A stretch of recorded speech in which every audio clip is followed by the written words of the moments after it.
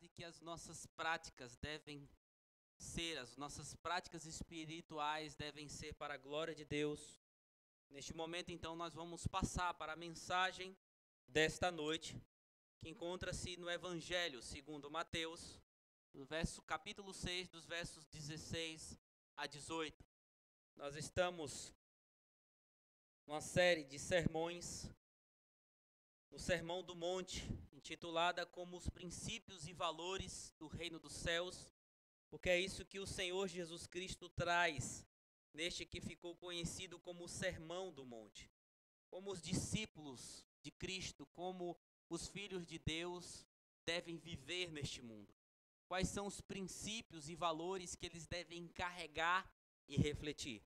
E hoje nós vamos ver mais este princípio aqui contido no capítulo 6, dos versos 16 a 18.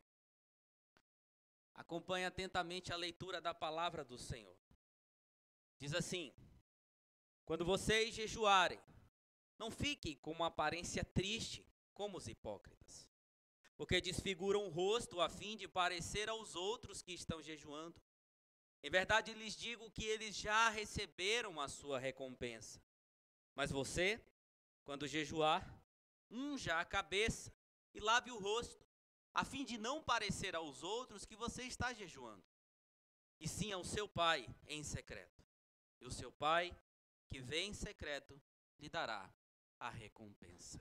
Vamos orar mais uma vez, clamando a direção do Senhor neste momento. Ó bendito Deus, assista-nos mais uma vez com a tua graça. E fala, ó Deus, ao nosso coração por meio da tua palavra, ensinando-nos mais acerca da tua verdade, como devemos viver enquanto seus discípulos neste mundo, que propagam o teu nome e vivem pelo teu reino. Ajuda-nos, ó Deus, para que não seja apenas meras palavras aos nossos ouvidos, mas que o teu Espírito Santo as aplique em nossos corações, para que nós possamos de fato, ó Deus, refletir aquilo pelo qual e para o qual nós fomos chamados e escolhidos antes da fundação dos tempos. Ajuda-nos, em nome de Jesus, nosso Salvador. Amém. Queridos, uma das práticas piedosas mais negligenciada, mais mal utilizada nos nossos dias é a prática do jejum. E o que é a prática do jejum? A prática do jejum traz a ideia de abstenção de alimentos físicos. Esse é o principal. E vejam, não há nada de errado com a comida. A comida é bênção de Deus para a nossa vida e para a nossa sobrevivência. Mas esta foi uma maneira instituída pela palavra do Senhor para enfraquecer o corpo e fortalecer o nosso espírito. E essa negligência, queridos, quanto ao jejum, acontece muitas vezes pela falta de interesse dos crentes em praticá-la. Por exemplo, uma vez eu vi um pastor de púlpito dizendo, abrindo o coração, que nos seus 30 anos de ministério, ele nunca tinha conseguido fazer um mero jejum possível, porque ele não conseguia ficar sem comer, simplesmente por vontade. Ele dizia que tinha medo de passar fome, de passar necessidade, então ele não poderia fazer um mero jejum, porque isso atormentava a sua cabeça. E muitos deixam de praticar o jejum porque a comida parece algo sempre mais essencial. E como disse um teólogo chamado Dou Doriani, tudo aquilo que você não consegue viver sem, claramente, é um ídolo para nós. Claro que muitas pessoas, por questões médicas, não conseguem praticar o jejum, muitas vezes quando queria. Mas a verdade é que a maioria não faz simplesmente porque não quer ou negligencia a prática. Ou porque muitas vezes associam apenas o jejum com a mera prática judaica antiga, ou com formas esdrúxulas com as quais o jejum é praticado em determinadas igrejas. Igreja católica, por exemplo, nós sabemos como é que funciona o jejum lá. Algumas igrejas pentecostais e neopentecostais que usam o jejum como uma mera moeda de troca. Mas, em aspectos amplos, queridos, qual é a real importância e significado do jejum? O que as Sagradas Escrituras falam a respeito? Quando nós olhamos para o Antigo Testamento, nós vemos que a única ordenança para o jejum era no chamado dia da expiação. É possível ver lá em Levíticos. Esse dia era conhecido como Yom Kippur. Este dia era dedicado à expiação dos pecados do povo de Israel e envolvia ali uma série de rituais conduzidos pelo sumo sacerdote, dentre ele a prática do jejum. E nós olhando para essa prática, vemos que o jejum era, na verdade, uma expressão de contrição e busca por perdão diante das práticas pecaminosas outrora cometidas pelo povo de Deus. Quando nós olhamos para Neemias, o livro de Neemias, para o livro de Esté, para o jejum que foi instituído por Josafá em Judá, conforme 2 Crônicas capítulo 20, nós vemos que jejum é uma expressão de aflição, de tristeza diante de Deus, em meio às más notícias e também às adversidades da vida. Salmo 35, 13. Davi vai dizer que ele afligia a sua alma com jejum e oração diante da perseguição dos adversários. Depois do cativeiro babilônico, o jejum tomou outras práticas. Por exemplo, fazia-se jejum no dia da lembrança, onde o povo de Israel, o povo de Judá, lembrava das mazelas do pecado que os levaram ao cativeiro babilônico. No Novo Testamento, por exemplo, nós vamos ver que em Atos 13, a igreja em Antioquia estava reunida, jejuando e orando para saber a vontade de Deus. Por vezes, Paulo jejuou em momentos difíceis no seu ministério. Assim, queridos, o jejum é se abster de vontades básicas para apresentar contrição diante do Senhor e saber qual é a vontade dele. Uma outra coisa que fica clara para nós é que o jejum sempre vinha acompanhado de oração. Não era só a prática em si, mas a oração sempre estava unida, conforme os diversos textos que vemos nas Sagradas Escrituras. Em nenhum momento o jejum foi instituído para ser moeda de troca ou como meio de autopromoção piedosa. Porém, na época de Jesus, o jejum havia perdido a sua essência. Por causa dos hipócritas e religiosos da época, tinha se tornado uma mera prática de autopromoção. Uma mera prática de buscar o louvor dos homens. Mas Jesus, queridos, vai ensinar qual deveria ser então a postura dos seus discípulos, aqueles que estavam ouvindo o seu sermão diante dos homens e diante de Deus, como também já havia ensinado sobre como dar esmolas e também como orar. E apesar, queridos, do jejum não ser uma ordenança no Novo Testamento como era no Antigo Testamento, Jesus trouxe essa prática para o Novo Testamento como sendo aprovado diante do Senhor. O nosso Senhor jejuou, os apóstolos jejuavam. Quando nós olhamos para a história, o povo de Deus também jejuou. Portanto, sim, o jejum é uma prática lícita e válida também para os nossos dias, porém deve ser feito de maneira correta, segundo os ensinamentos do nosso Senhor e Salvador Jesus Cristo. É por isso que, mediante as palavras que nós lemos e iremos meditar nesta noite, é que nós veremos como devemos jejuar corretamente. Como jejuar corretamente. E segundo as palavras de Cristo, o jejum deve ser sem hipocrisia e sem vitimização. Veja comigo novamente o verso de número 16. Quando vocês jejuarem, não fiquem com uma aparência triste como os hipócritas, porque desfiguram o rosto a fim de parecer aos outros que estão jejuando. Em verdade lhes digo que eles já receberam a sua recompensa. Meus irmãos, a primeira coisa que nós devemos identificar aqui, por mais que não esteja muito claro no texto, é a identidade e a autoridade de quem está falando. Ao dar este ensinamento sobre jejum, Jesus está trazendo à tona as palavras contidas em Isaías 58, de 1 a 5. Conforme nós lemos, é o mesmo princípio. Por quê? Porque desde o Antigo Testamento, os judeus já haviam corrompido a verdadeira prática do jejum, que não era mais aceitável diante de Deus. E quando nós olhamos para a estrutura do livro do profeta Isaías, nós vamos ver que a partir do capítulo 49 até o capítulo 60, o tema principal ali é falar da obra que o servo perfeito, o Messias, viria realizar, apregoar e ensinar. A temática dos capítulos 49 a 60 é a obra do Messias. E é isso que ele está fazendo aqui. Ele está aplicando essa repreensão nessa autoridade. Portanto, nós temos aqui ressaltando quem está falando.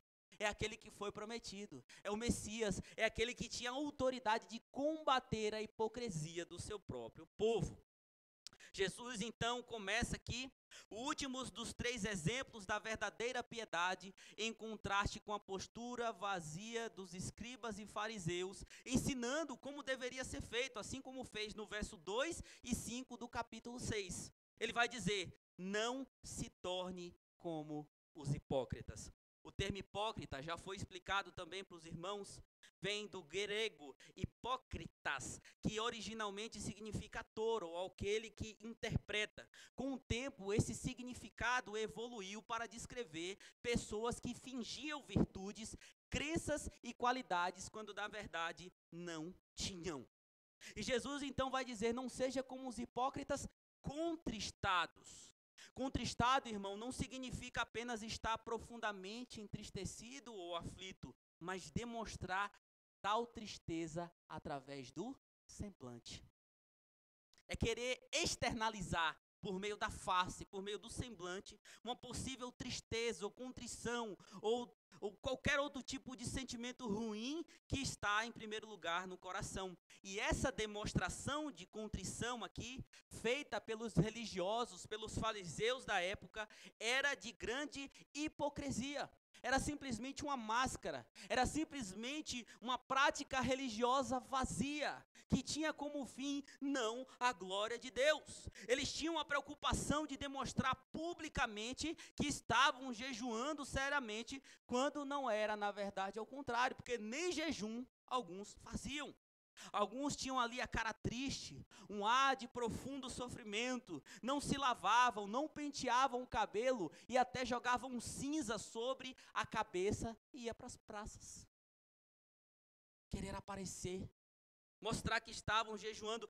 Tudo isso, queridos, como um sinal, de fato, de uma possível humilhação, mas em termos exibicionistas. E não buscando um relacionamento, uma justiça correta, fazendo a vontade de Deus. Eles faziam para receber a recompensa que vinham dos homens. Louvor, respeito, admiração. O rabino, nosso rabino está ali jejuando, coitado, está todo desfigurado. Quem assistia aqui antigamente o desenho do Pica-Pau, aquele bem mais antigo, vai se lembrar do papai urso ensinando o seu filho a receber recompensa das pessoas. Ele vira, desfigura a face: olha, meu filho, como é que você vai receber recompensa, comida das pessoas? Desfigurava a face, decaiu o corpo, e quando passava ali alguém de carro, ele fazia assim, e as pessoas se compadeciam, davam comida, ajudavam de todas as maneiras. E era mais ou menos isso que os hipócritas da época faziam: eles se desfiguravam, eles se decaíam para receber alguma coisa dos homens. Vejam, Jesus não condena a atitude piedosa, mas o desejo de aparecer e ser reconhecido, como acontece também com a esmola e com a oração. O jejum autêntico não tem nada a ver com a criação de impressão nos outros. Assim é o hipócrita. Coloca a reputação no lugar do caráter. As palavras vazias no lugar da oração. O dinheiro no lugar da devoção sincera e o louvor superficial dos homens no lugar da aprovação que vem do Deus eterno. E por mais, queridos, que não seja uma realidade muito fácil de se ver nos nossos dias, porque os crentes nem mesmo jejuam, né? Que dirá mostrar, vir para a igreja, mostrar que jejuou. Infelizmente, fazemos também muitas coisas semelhantes hoje. Por exemplo, como nós já vimos em algumas das mensagens anteriores aqui nessa série, Quantos são aqueles que fazem tudo para ser reconhecido através das suas ações piedosas? O Instagram que o diga. Há muito tempo nós já estamos vendo um movimento em massa de pessoas postando foto, orando, seja no momento do culto, né? Vai lá um bendito e bate a foto e posta lá a pessoa no momento do culto, orando, lendo a Bíblia, aí posta lá, fala adorando ao Senhor. Ou outros que até mesmo de joelho, numa sala, reunidos, algumas autoridades conhecidas da igreja, colocam fotos para dizer, estamos aqui orando e rogando pelas pessoas. Alguns que ensinam os filhos no caminho do Senhor, e isso está certo, mas usam isso como promoção da própria família. Ok, meu filho sabe citar os catecismos, meu filho sabe os mandamentos, meu filho já fala grego, já fala hebraico, e está ali, mas pastor, isso é uma coisa boa, porque vai influenciar. Meus irmãos, eu tenho uma peça defeituosa, assim como vocês, chamada de coração. E sabendo como funciona o coração do homem, não querendo julgar ninguém, me faz também ter a facilidade de afirmar que a maioria que bota essas coisas no Instagram estão querendo ser reconhecido pelos homens, querendo adquirir a admiração dos homens como pessoas piedosas. Quando na verdade o interesse do coração é outro.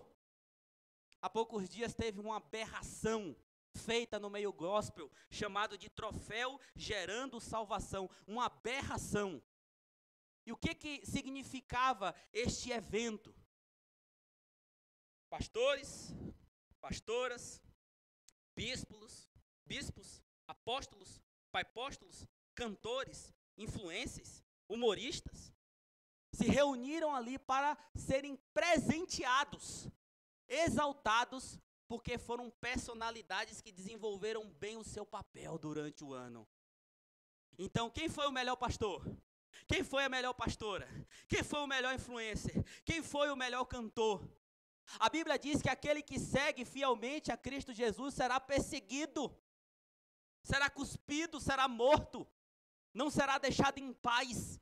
Mas as pessoas hoje estão buscando o louvor, um teatro de hipocrisia. Sempre querendo em suas ações o louvor dos homens. A maioria que está ali não sabe o que é evangelho, não prega a verdade, só prega a bênção, triunfo, esse tipo de coisa, mas estão ali recebendo troféus, sendo exaltado por suas ações, né? Quando na verdade deveria ser só diante de Deus. Ou, queridos, em outras esferas, quantas vezes nos preocupamos mais, por exemplo, como estaremos vestidos no culto, do que de fato como estará o nosso coração no culto em reverência a Deus. A gente se preocupa tanto com isso, como é que eu vou vestido, será que eu vou vestido bem, esse paletó está bem, esse vestido, como é que o menino vai vestido, né? Tem que olhar para meu filho e ver que ele não é uma criança relenta, que ele tem roupa em casa, que a gente tem condição. Então a gente molda a nossa vinda ao culto a coisas baixas, mas não se importa assim, como eu vou chegar com o meu coração diante do Senhor. Como eu vou apresentar o meu coração diante de Deus? Muitas vezes nós estamos mais preocupados com o nosso exterior do que com o nosso interior. Mas como vamos, queridos, nos portar diante dos homens, se de fato nós não estamos tendo a aprovação diante de quem precisamos ter a aprovação, que é do Senhor? Agora, podemos também pegar esse princípio de demonstrar um semblante triste para chamar a atenção, decaído, é isso que significa contrição. E entendermos também algumas coisas que acontecem no nosso meio. Por exemplo, quantos são os irmãos que chegam à igreja de cara feia? Semblante decaído, olhos inchados, para quê? Para chamar a atenção dos outros, mostrando que estão passando por problemas, e querendo que alguém venha até nós e diga assim, por que você está dessa maneira? Por que você está tão triste? Por que você está tão abatido? Né? Igual criança, quando quer alguma coisa, vai para o cantinho, chora, fica ali para chamar a atenção dos pais. Muitos, independente da idade, chegam na igreja dessa maneira, querendo de alguma forma chamar a atenção. Está passando por um problema, eu preciso que as pessoas enxerguem isso, quão coitado eu sou. E veja, sim, a igreja é o lugar de buscar ajuda, mas não com vitimismo.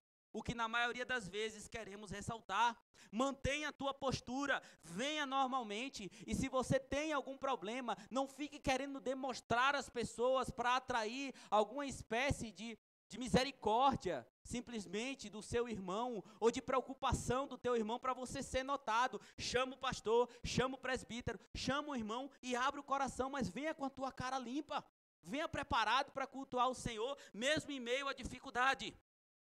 Quem busca a aprovação dos homens, querendo fazer publicidade com o que não deveria, já recebeu a sua recompensa. Assim disse o Senhor Jesus Cristo. É isso que ele vai falar aqui no final do verso de número 16. Portanto, queridos, esse é o primeiro ensinamento. Veja, o jejum, apesar de Jesus estar falando aqui sobre jejum, não é o central na ideia do texto. É não ter a prática piedosa com essas ações. Hipocrisia, uma contrição exacerbada, uma vitimização diante das pessoas. Veja, a gente não esconde nada do Senhor. E não adianta querer o louvor dos homens e ser reprovado por Deus. Não adianta querer ser reconhecido. Ou vir simplesmente com falactérios, com coisas externas, sendo que o interior não está preparado para adorar o único e verdadeiro Deus. Mas nós nos lembramos daquele que não apenas ensinou, mas agiu corretamente.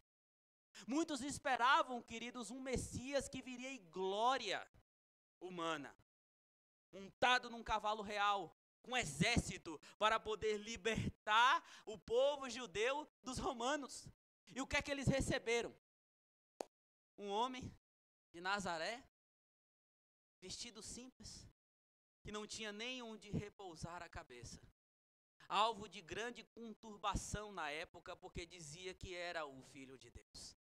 E quando as pessoas olhavam para Cristo, poderiam não ver nele beleza e motivo externo para poder segui-lo.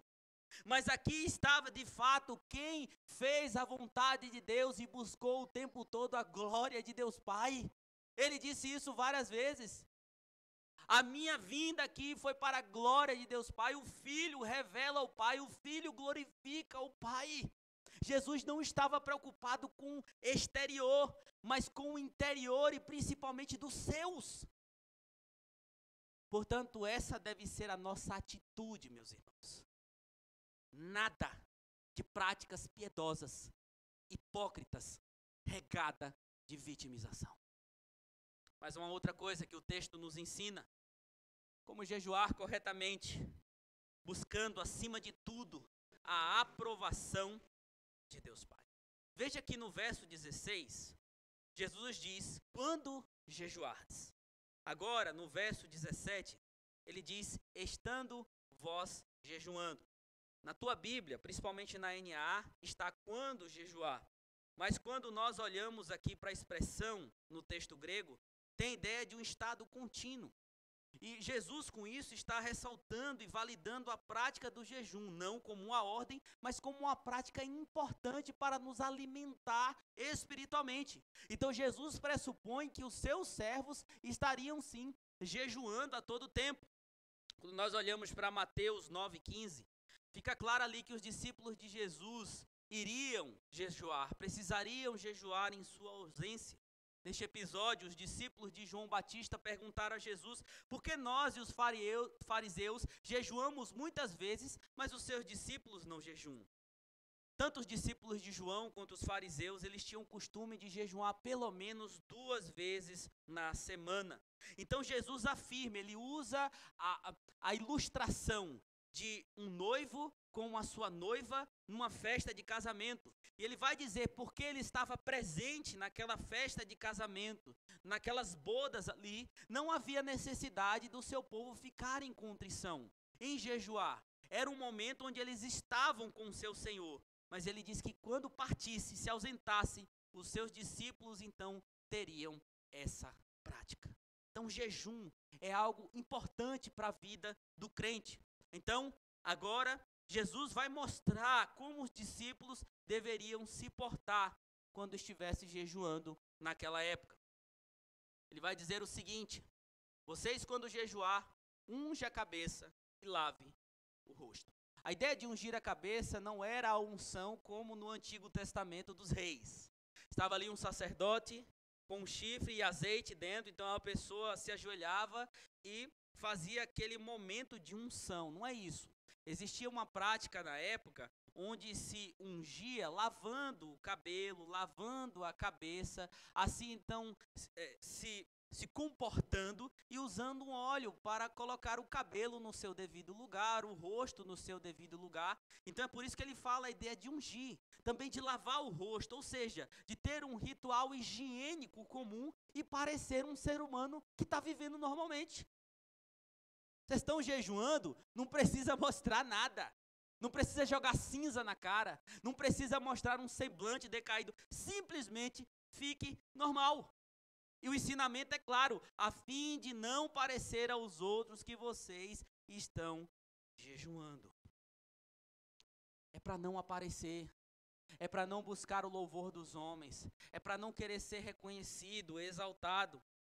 Vale ressaltar, queridos, nenhum ato voluntário de disciplina espiritual deve ser usado como autopromoção. Nós vimos isso em alguns sermões passados. Nem dar esmolas, nem dar o dízimo.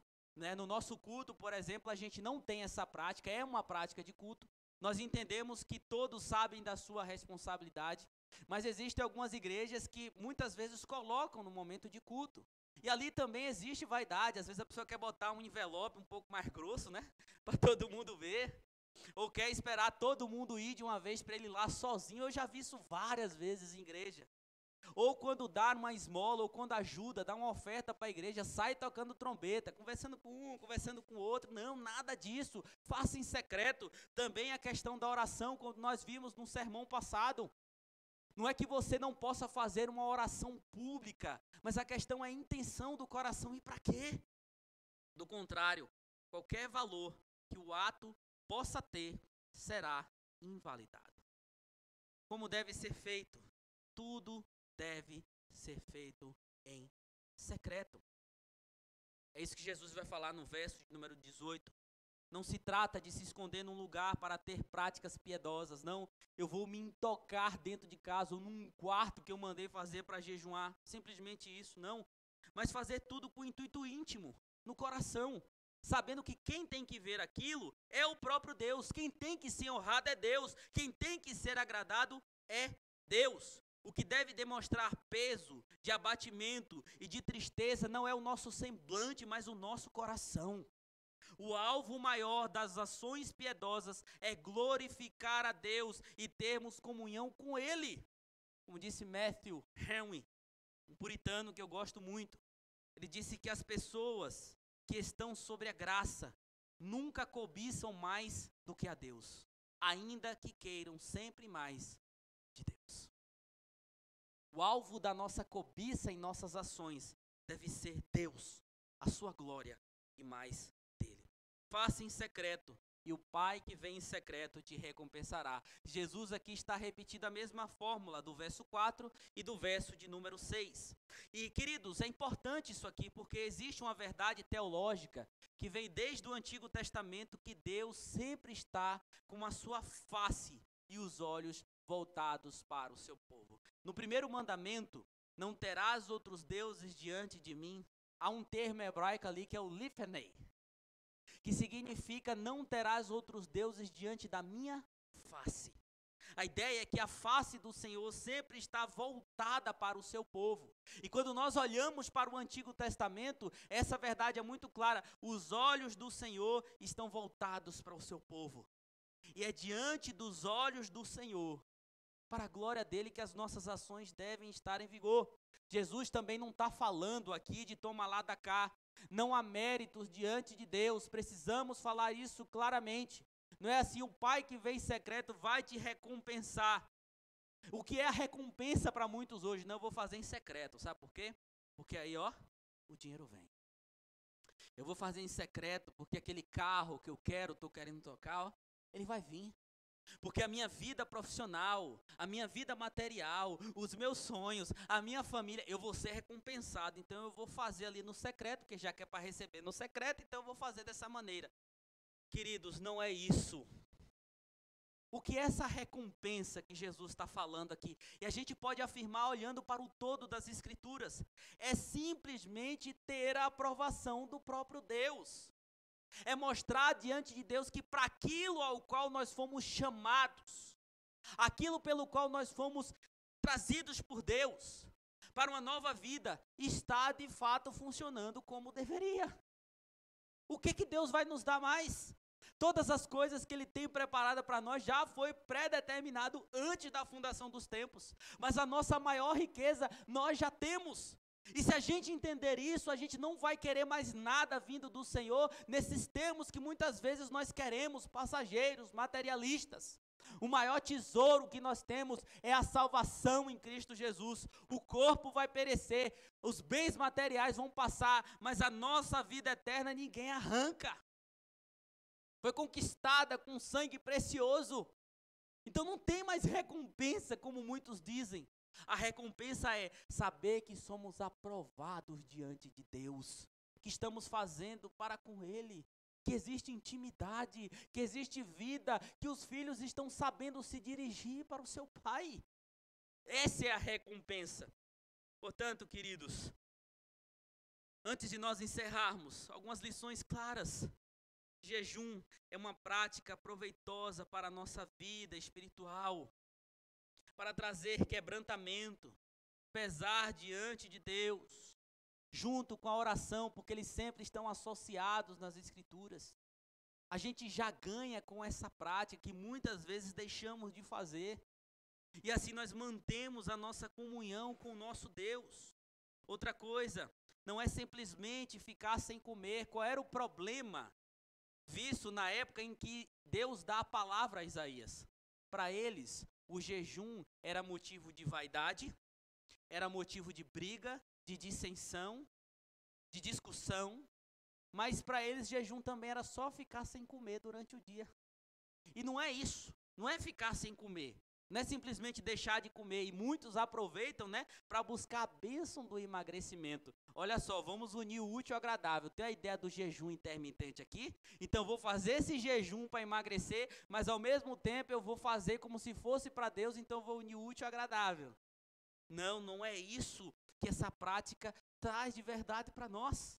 Não é só ficar sem comer, mas é praticar de acordo com as Sagradas Escrituras, com pesar no coração, clamando. Isso pode ser feito de maneira individual, mas também de maneira comunitária, como fazia o povo de Deus. Porém, da maneira correta. Seja discreto em qualquer prática piedosa, como nós vimos aqui. Não toque trombeta. Eu espero muito que o Senhor te incomode se o teu coração quiser fazer isso.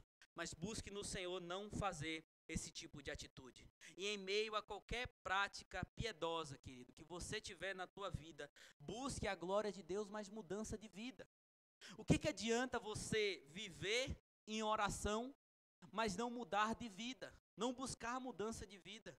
O que adianta você dar esmolas, se você não está também buscando uma mudança de vida e acha que porque está dando alguma coisa para a igreja ou para um servo de Deus, para um filho de Deus, isso vai diminuir o seu saldo de pecado? O que adianta você jejuar, ficar sem comer, ou até mesmo intencionar bem o jejum, mas não quer mudar de vida? Não quer abandonar os teus pecados? Não quer deixar para trás aquilo que te afasta de Deus, ou os ídolos do teu coração, o comodismo do teu coração? Deixe isso para lá, meus irmãos. E vamos fazer tudo conforme a vontade de Deus, conforme está na palavra do próprio Senhor, sempre tendo como alvo aquilo que fez o nosso Senhor Jesus Cristo. Porque o nosso Senhor Jesus Cristo, todas as suas ações piedosas, era com o intuito de glorificar a Deus Pai. Jesus foi quem mais orou nas Sagradas Escrituras, mas era para a glória de Deus Pai. Jesus cuidou dos pobres, deu a quem não tinha, curou quem não poderia ser curado por médicos, por homens, para a glória de Deus Pai. A Bíblia fala que Jesus jejuou antes de ir para o deserto ser tentado. E aquela vitória no deserto, depois de jejuar 40 dias e 40 noites, foi para a glória de Deus Pai. Foi para a glória de Deus Pai. Foi para a glória da Trindade Santíssima. Foi para a glória do nome dele. Portanto, essa deve ser a nossa atitude. Essa é a vontade de Deus para mim e para você, para nós enquanto igreja. E é isso que nós vamos cantar. A vontade do Senhor deve ser feita. E somente o Senhor pode nos moldar a estas verdades. Veja, não é pela nossa prática em si, não é pela nossa destreza, mas a Bíblia fala que aquilo que o Senhor nos chama a fazer o correto, é Ele quem nos capacita para isso. Ele mesmo trabalha em nós para que possamos fazer a sua vontade. Então vamos cantar essa verdade. Entoando o canto congregacional, Inário Novo Cântico 218, Vontade Soberana. Convido os irmãos a colocarem-se de pé.